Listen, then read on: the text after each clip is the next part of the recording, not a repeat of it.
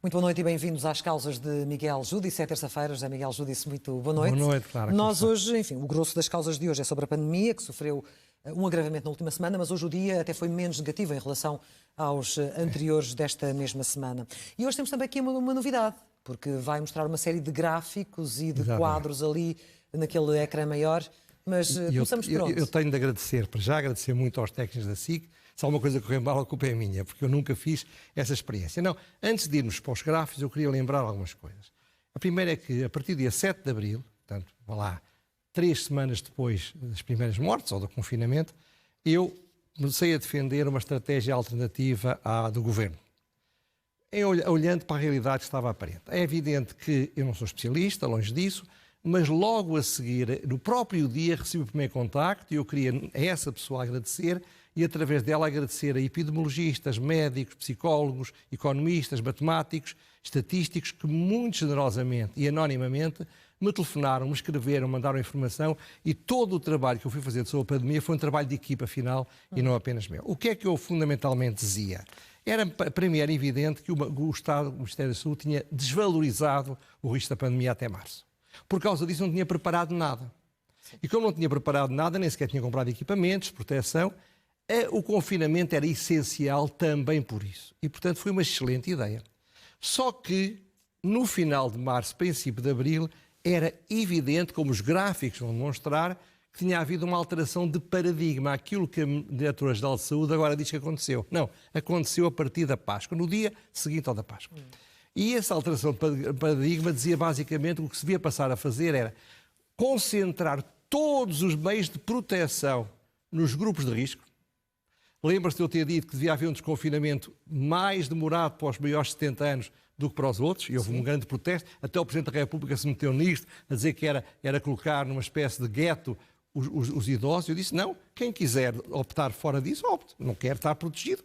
Bom, era preciso lutar contra o pânico desde o primeiro dia, em vez do Governo acentuar o pânico, e continua a acentuar. Porquê? Porque as notícias que dão são sempre as notícias aparentemente más. Nunca falam das notícias aparentemente boas. Era preciso libertar do confinamento logo no princípio, a meados de abril, a partir do dia 14, a minha teoria, 13, 14, a Páscoa foi 12 de abril, libertar todos os que tinham menos de 60 anos. Era preciso, como eu disse na altura também, dar o ensino presencial a todos os graus, logo a partir de 1 de maio. Esta estratégia não foi aceita. Não foi esta que foi seguida. E não o resultado... seguida nem em Portugal, nem na maioria não, está dos bem, países. mas Com a Suécia é o caso. Com o mal dos outros posso eu bem, porque eu não defendo a tese da Suécia, eu sempre disse isso. Há outras coisas no mundo além da Suécia e os disparates que foram feitos aqui. Ora bem, qual é que está o problema? É que vamos fazer agora no outono aquilo que devíamos ter feito na primavera, com todos os inconvenientes que aí decorrem, como iremos ver mais à frente. Mas isso acabou ou não por evitar uma sobrecarga que teria sido dramática para o Serviço Nacional de Saúde? Nunca passámos 50% e tal por cento. E o que vamos ver através dos gráficos é que exatamente não há nada disso que andaram a encher-nos o nariz com coisas. Ora bem, agora há um problema real aqui, que eu quero também chamar a atenção e que dificulta o meu trabalho, dificultou muito o meu trabalho. É que não há... É preciso haver um controle cidadão, um controle dos cidadãos em relação ao que está a ser feito no Ministério da Saúde. Ora, esse controle é praticamente impossível. E porquê é que é praticamente impossível? Porque não são dados informações, não são dados que permitam esse mesmo controle. E mais, se esses dados não existem, e eu infelizmente penso que muitos deles não existem, então estamos a ter uma política que é baseada num achismo, acho que, ou numa estratégia feita às escuras. Eu vou dar 5 exemplos de 5 tipos de dados que era essencial que os portugueses conhecessem e também ainda mais essencial quem está a decidir estas coisas no governo também conheça. Primeiro, a distribuição dos hospitalizados e quem está nos cuidados intensivos por idade. São sobretudo velhos? São sobretudo novos? São pessoas de meia idade? Como é que isso evoluiu ao longo de 5 anos? Não há uma única informação sobre isso. Provavelmente, diz-me um estatístico que me falou comigo, eu se tiver horas a trabalhar os dados, consigo apanhar uma coisa ali, uma coisa acolá, mas aquilo que eles dão, papinha feita, deviam dar isto. Outra coisa, entradas... Mas hoje em dia, com a informatização do sistema, seria a coisa mais fácil para qualquer programador. Não? Pois é, mas não é. Já vai ver porque é que não é. Entradas e saídas semanais das enfermarias e das unidades coletivas, das UCIs. Por uma razão simples, é completamente diferente se tiverem 60 pessoas, das quais 30 estão lá há 6 meses, ou estarem todas as semanas a mudar as pessoas. Não sabemos isso. Sim, nunca percebemos muito bem ali na questão da unidade de cuidados intensivos se aquelas descidas correspondem de facto a pessoas que saíram ou que porque melhoraram ou porque morreram. Exatamente. Isso essa informação de facto é número de comorbilidades por cada morte. Isso é, cada pessoa que morre já tinha 1, 2, 3, 4, 5 doenças associadas.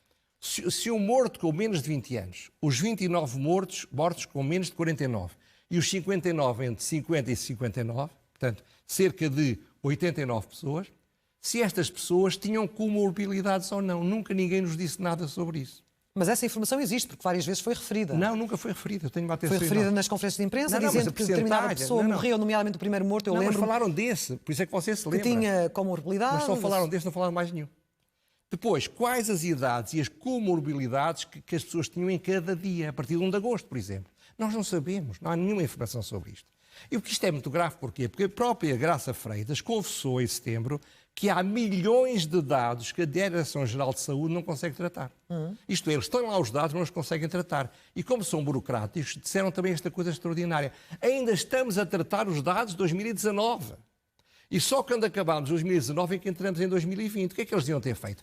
Paravam os 2019 e arrancavam com os dados de 2020, porque é isso que importa fazer. Não existe. Portanto, o meu medo é que eles não tenham nada. E, no entanto, por exemplo, os Estados Unidos tinham que é um caos, o Centro de Prevenção de Doenças e de Controlo de Doenças publica estas comorbilidades todas. Os dados a 16 de setembro já estão acessíveis. E um dos dados que eles têm é que só 6% dos 882 mil mortos, só 6% é que não tinham nenhuma comorbilidade. Não me interprete mal. É evidente que as pessoas tinham comorbilidades, mas provavelmente sem o Covid não teriam morrido. Agora, o que é importante é que os 6% que não têm nenhuma comorbilidade é uma parte muito pequena. E a Itália também tem dados, 3,9%. Nós não temos dados nenhuns e eu, portanto, tenho de fazer um cálculo, o estatístico me ajuda, me disse, assuma uma solução entre os Estados Unidos e a Itália. Sim. 5%. Não sei se é, mas é o que eu vou usar. Sim. Ora bem, e agora, com estes dados de partida, vamos para o ecrã, porque eu vou, com base nos slides, enfim, vou mostrar os problemas que realmente estão a ser ou foram muito mal analisados e continuam a ser. Até porque há nós sabemos que quem tem os dados tem o poder e ter os dados e não os trabalhar por isso é que os dados devem vir pena. para os cidadãos. Por isso é que os dados, porque o poder tem de estar nos cidadãos. Ora bem, isto é o primeiro gráfico. Comparar os mortos em Portugal desde 1 de janeiro até 31 de julho em 2019 e 2020. Então, a situação é esta. O ano passado morreram, dados da DGS, 66.960 pessoas até 31 de julho. Agora, virá outro slide. Em 2020, pus o mesmo número, 66 mil, e há mais 1.722 que morreram com Covid e 1.323 que morreram por outras causas, sem Covid. O que é que isto demonstra? Isto demonstra basicamente o seguinte. Há apenas 2,4% dos mortos em 2020 morreram com Covid. Ora, se nós entendemos, e bem, que desses 1.722, 5% não tinham nenhuma comorbilidade, significa que destes 1.722, só 86 é que morreram sem terem avisado antes. Porquê é que isto é importante? Porquê? Porque se nós estivermos a controlar, a proteger, a apoiar, a defender os que têm comorbilidades, podemos não nos preocupar com as pessoas saudáveis. É certo que podem morrer 86, Sim. Mas de facto não podemos parar um país e desesperar as pessoas, obrigando-os a estar fechadas, quando a probabilidade de morrer, posso dizer, por exemplo, pessoas até aos 50 anos, sabe qual é a probabilidade de morrer? É em cada 1.000 doentes, não é em cada 1.000 portugueses, em cada 1.000 doentes entre os 20 e os 50 anos, em cada 1.000 morre um. Portanto, é de facto... Claramente o Governo tem estes dados em mãos. Não sei se tem, mas não os revela a nós. Será este tipo de dados... Estes dados retiram o pânico. Os dados que os levam neste momento a tomar uma opção diferente daquela que tiveram inicialmente? Agora vão começar a dar estes dados, porque agora querem fazer a estratégia que deviam ter feito a partir de abril. Passemos ao gráfico seguinte. Este gráfico seguinte é a evolução das mortes. É muito curioso, as mortes são sempre horríveis, mas entre 14 de abril, o dia a seguir à Páscoa, ou 2 dias depois, 19 de setembro, repare, os mortos com mais de 80 anos e mais de 70 anos são praticamente a mesma percentagem. Isto é, em todos os sistemas, quer estejam protegidos, quer não estejam, quer haja lares, quer não haja lares, a percentagem continua a ser a mesma. Entre 20 e 50 anos só morreram, graças a Deus, 1,1 e agora passou para 1,5. Mas vamos ver o que é que isto significa. Mas agora também houve um crescimento muito grande nesta faixa etária. Passou de 7 para 30. Sim. Isto é, passou de 7 mortos para 30 mortos. Abaixo de 20 anos era 0 e passou para 0,005, que é uma pessoa. Isto é outro dado objetivo, portanto, não houve grandes alterações, apesar das mudanças. Mas não falemos só de mortes, falemos também agora a seguir, salvo erro a seguir, são os infectados. Portanto, os infectados com Covid. Isto é, os mortos, aquele número não interessa, mas em abril havia 15% dos infectados tinham mais de 80 anos. Certo. E 9% tinham mais de 70 anos. Agora é 10 e 7, baixou 1/3, o que é muito bom sinal. É sinal que os grupos de risco estão a ter mais proteção, apesar de tudo. Portanto, é uma boa notícia. Vamos agora a seguir para o problema do salvo erro dos hospitalizados. Ora bem, a evolução aqui, pois teremos outro gráfico para mostrar mais. Repare, em abril havia 1.200 hospitalizados. Em 19 de setembro havia 497. Baixou 59%. Mas isso também tem a ver com a faixa etária agora dos novos infectados? Claro que sim. São bons sinais. Os cuidados intensivos tinham 208 e agora têm 64. Baixou cerca de 69, muito mais, ou bastante mais, que os hospitalizados em enfermaria. O que significa, isso é muito importante... E é isto que ajuda a justificar, na sua opinião, que não estamos com o risco de haver uma ruptura do Serviço Nacional de Saúde? Não estávamos a partir do dia 14 de abril. Não estávamos e estamos menos agora? Não estávamos a partir do dia 14 de abril. É o que os gráficos assim vão mostrar. Independentemente de agora estarmos menos. Isto é, estes dados que eu estou aqui a mostrar revelam, quando agora vermos os próximos, o gráfico vem a seguir, veremos, reparem, o que é que isto é muito importante? É a comparação, a evolução dos óbitos e a evolução dos casos confirmados infectados. Portanto, os óbitos a vermelho. A vermelho. Repare, o que é muito curioso? Em regra, os mortos crescem depois, ou baixam depois dos infectados. As pessoas infectam-se e morrem depois, passados uma semana. Quanto mais infectados, mais possibilidade de haver mais mortes. Agora, não é mais, porque o que está a acontecer é que, veja no dia 10 de agosto, que é um dia paradigmático, a curva dos infectados subiu exponencialmente, a curva dos mortos não. O que significa o quê? Isto é aquela história de há bocado de outra forma. É que, de facto, alterou-se completamente o paradigma. Mas se for ver em 13 de outubro, verá que há uma queda na semana 13 de abril. 13 de outubro? 13 de abril. 13 de abril, sim, houve uma aqui. queda brutal, uma queda muito grande dos infectados e depois, a seguir, uma queda muito grande dos mortos. Isto é, o que nós estamos a dizer agora devia-se ter dito naquela altura. E não é está no Totobala à segunda-feira, não. Porque nesta altura já todos os dados apontavam para o que agora se revelou. E finalmente o último gráfico. É a relação entre os internados em enfermaria e em unidades de cuidados intensivos. Repare, as linhas funcionam muito próximas. Só que este gráfico, como é muito largo, não é muito claro. A partir de agosto, e sobretudo nos últimos dias, houve uma subida muito acentuada dos infectados, que não foi acompanhada dos internados, que não foi acompanhada pelos unidades de cuidados intensivos. É que era importante termos estes dados. Agora, dizer que há muitos infectados, eu diria ainda bem. Mas, José Miguel Júdice, ainda bem que há aqui muitos uma questão infectados, que não tem só a ver com infectados, com mortos e com o CIs, é também depois com as sequelas, que já se sabe que ficam mesmo em pessoas aparentemente saudáveis, não nos dá sem nenhuma comorbilidades. não nos dá nenhuma informação sobre as sequelas que há, ou que se prevê que haja. Nós não podemos, estamos a especular. Já começa a haver muita informação sobre essa matéria. Mas o problema aqui, Clara, esta estratégia que foi seguida pelo Governo era excelente, era fantástica, se no dia 15 de agosto aparecesse uma vacina a ser dada nas pessoas. Mas como isso não acontecia, era de prever, toda a gente tinha de prever. Mas genuinamente ninguém naquela altura acreditava claro que não, uma mas a estratégia a estratégia que eles aplicaram baseava-se no pressuposto que tinha aí a vacina. Porque senão, o que vai acontecer agora é que teremos uma subida brutal, com as pessoas fatigadas de confinamento, com a economia muito mais destroçada, com as pessoas muito mais revoltadas e, portanto, muito mais incapazes de aceitar as regras que devem ser respeitadas. O consenso nacional perdeu-se, menos que em Espanha, é verdade, E, portanto, o que eu estou a dizer é que tudo o que eu andei a dizer está aprovado nestes gráficos. Se bem que há uma sondagem recente que aponta em sentido contrário. Exato, não. E uma grande fatia dos portugueses a quererem um confinamento e até um confinamento mais rigoroso. Mas é extraordinário. Pessoas entre os 25 e os 34 anos, aqueles em que se morrer é 1 por 1000, que morreram realmente entre os 20 e os 50 anos, morreram pura e simplesmente 29 pessoas, e muitos deles seguramente, ou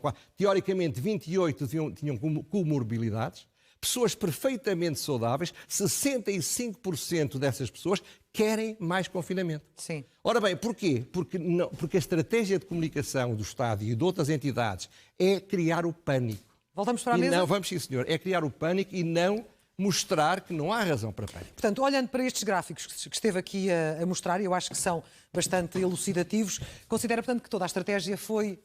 Toda não foi, incorreta foi... em Portugal, no resto da Europa, enfim, a Grécia. A Suécia hoje está a colocar a hipótese de colocar restrições que não tínhamos ouvido até agora. O que eu estou a dizer é uma questão muito simples. É que a estratégia que o Estado seguiu nessa altura, obrigaria a que agora se aumentasse fortemente o confinamento. Mas o Primeiro-Ministro já disse, e lá iremos, que não o vai fazer. Ora, se nesta altura não se vai fazer, é óbvio que não fazia nenhum sentido. Estou a falar o confinamento para pessoas perfeitamente saudáveis, sem nenhumas comorbilidades, jovens nos liceus, nas escolas. Tudo isso devia ter acontecido em maio, no verão. Todos aqueles para quem o vírus é potencialmente fatal. Devia haver mais proteção, porque, repara, andou-se a tomar conta da entrada nas praias, em vez de tomar conta da entrada dos lares. Espalharam-se os recursos de formas completamente anárquica, em vez de concentrarem todos os recursos a proteger os mais fracos. Muito bem.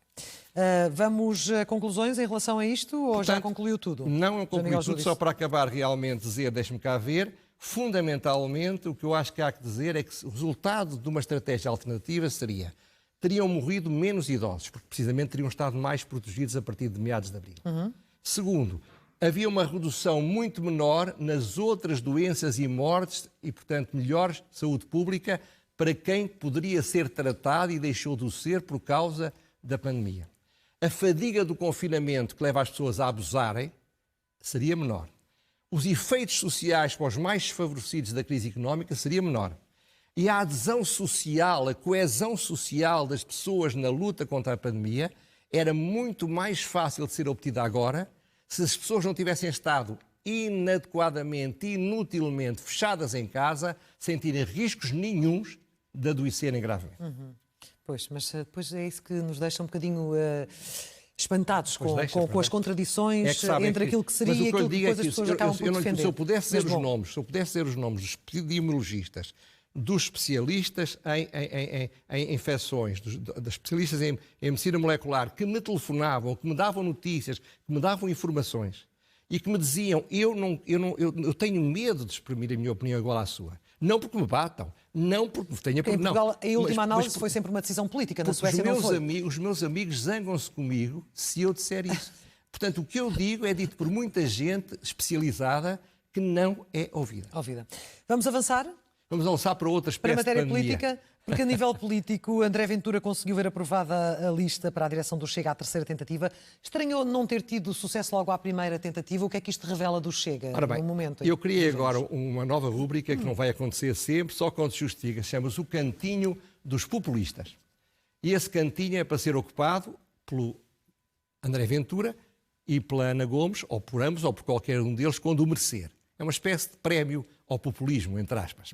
Ora bem, e esta semana teve muito disso. O André Ventura teve uma enorme derrota, um grande fracasso no seu Congresso. Ele dirá que não, não, deixe-me dizer. Não é? Pois, ele dirá o que entender, mas eu digo de coisas diferentes. Um populista poderoso, nunca precisa de ir a votos 3 vezes.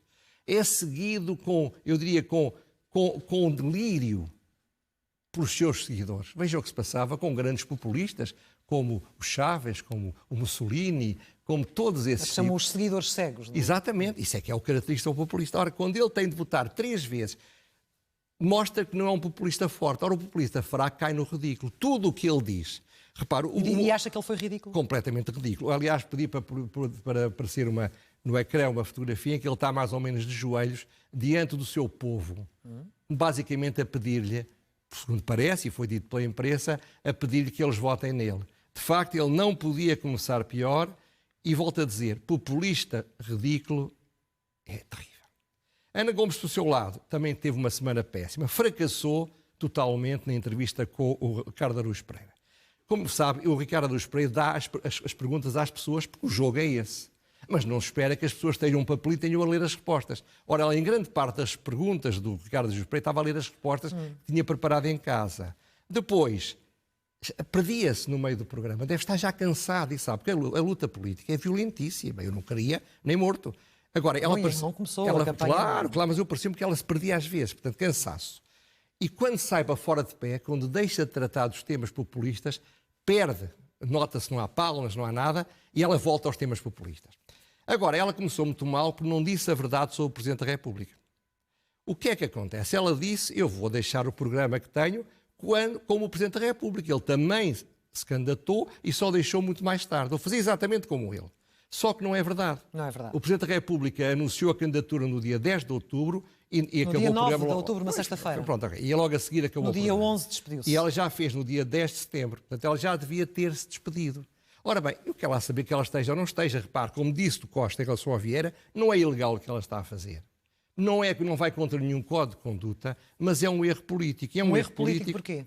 Porque está a ter uma vantagem que as suas concorrentes, ainda hoje o Francisco Louçã faz um ataque sereno, mas muito violento a Ana Gomes. As suas concorrentes, ou os seus concorrentes, a Marisa Matias e o João Ferreira, provavelmente vão se lembrar-lhe por essa questão. Então, ela tem um programa e nós não temos. Portanto, isto começou mal. Vamos ver se melhora. Ela já tinha, apesar de tudo. Tá Mas bem, sim, é uma questão que pode entrar para o combate político, mas sem dúvida. o que ela disse é que ia fazer como o Marcelo. E sim, de facto, Marcelo Rebelo de Sousa saiu 2 dias depois de anunciar oficialmente a candidatura. Foi um erro que ela cometeu. Em 2015. E vamos às rubricas para acelerar. Estamos quase na reta final, começando pelo elogio.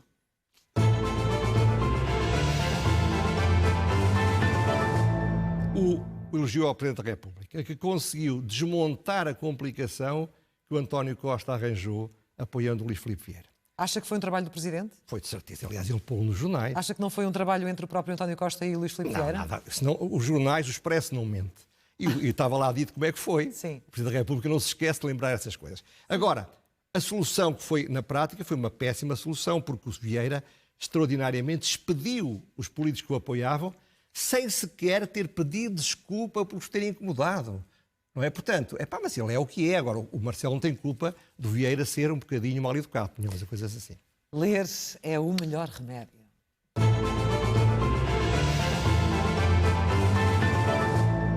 Já não é a primeira vez que eu falo dele. O Ricardo Reis, o professor Ricardo Reis, tem na página 3 do Expresso Economia um texto que nessa página é obrigatório. Ora bem, este sábado não foi diferente. É sobre o famoso Plano Costa e Silva, não é? Que, aliás, o Ricardo Araújo Pereira transformou em carne para a bolonhesa, portanto, desfê-lo completamente, exagerando, ridicularizando, mas é a vida. Tal como é a função do humor, não é? Exatamente. E o texto chama-se Perguntas em vez de Planos e faz uma quantidade de perguntas às quais voltaremos para a semana, onde eu vou falar de uma estratégia de baixar impostos diferente da do Chega e da Iniciativa Liberal e também deste programa para recuperação e resiliência, onde o Governo vai torrar o dinheiro que vai receber a fundo perdido da Europa. As perguntas são estas. O objetivo é o crescimento económico a longo prazo ou antes o combate à recessão? São dois objetivos diferentes. O plano nacional ou europeu pode ser diferente da Europa? A prioridade nos gastos é gastar depressa ou gastar bem? No curto prazo querem-se proteger empregos existentes ou promover novos empregos e novas empresas? Grandes planos de despesa criam sempre uma tensão entre deixar o mercado funcionar ou impor prioridades políticas de baixo para cima. O Governo vai impor prioridades de baixo para cima ou vai olhar para o que o mercado quer? Leiam o artigo, seguramente não se arrependerão. A pergunta sem resposta, já a seguir.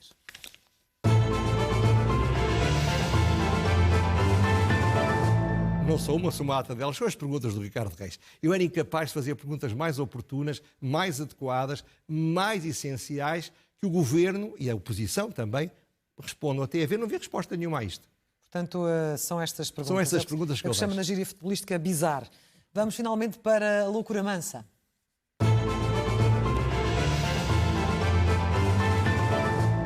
que se sabe da acusação da chamada Operação Lex faz-me ficar desesperado. Hoje eu dediquei a minha vida à justiça. 50 anos a estudar Direito. Passei por várias funções de responsabilidade e conheci por dentro a magistratura. Fui 3 anos ou 4 anos membro do Conselho Superior da Magistratura. Basta que uma pequena parte da acusação seja verdadeira para isto ser uma das coisas, talvez a coisa mais grave contra o Estado de Direito que eu conheci em toda a minha vida. Eu conheci a ditadura e conheci o gonçalvismo, mas para isso há solução. Mas para um juiz corrupto não há solução. Um juiz de grande destaque Exatamente. na sociedade portuguesa. Agora, a loucura não é essa. Isto são crimes, aparentemente. A loucura, eu tenho de voltar a ela, porque ela é muito jornalisticamente útil. A senhora doutora Ana Gomes, que quer ser a Suprema Magistrada da Nação, afirmou no seu programa na SIC que o sistema judicial está inquinado. O sistema judicial está inquinado por corrupção. Mas não disse só isso. Disse que a nível dos tribunais de primeira instância isso não acontece. Qual foi a mensagem que ela passou? E passou com grande responsabilidade, foi que os tribunais de recurso, Relações Supremo, são tribunais inquinados pela corrupção. Isto é completamente falso, mas é de uma gravidade extrema. E um populismo ao nível do pior populismo do André Ventura, pôr este labéu em cima da magistratura portuguesa e aumentar a nossa criar não confiança, destruir a nossa confiança no sistema judicial. Isto é de uma gravidade absoluta. E ela disse com um sorriso nos lábios, porque é o seu estilo. José Miguel Júdice, até à próxima Por hoje chega. terça-feira. Para a semana teremos outra vez o quadro, correu bem, e vamos falar de como é que é possível baixar impostos. Muito bem. De forma Vamos justa. falar deste plano também. Muito obrigada Obrigado. e até à próxima terça-feira.